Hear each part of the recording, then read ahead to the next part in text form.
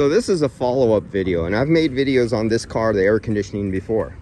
This is the body shop's, the owner of this is the body shop employee. And I had pretty detailed, and I went through a lot trying to find leaks on it, and I still can't find a leak. But he came in with it empty. The story is, I couldn't find a leak. And I know where all the Tad-Tail common pattern problem leaks are on these things. And I couldn't find a leak or any evidence of a leak. And it had UV dye in it. And I had UV dye in it and lost it all within a couple months. Well, a couple months ago, when I came back to him, he says, yeah, it's empty again. And so I said, okay, I should be able to find a leak now. I have my dye in it. I know where all the leaks are. I know how to pressure test it, high pressure, low pressure, hot, cold, running, not running. Could not find a leak. So it's been a couple months since then.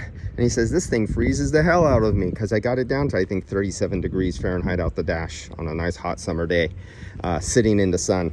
To this day now, and he goes, I don't know what you did to it, but it's still freezing cold. And I could not find a leak, and it has not leaked out yet. I didn't do anything to this car.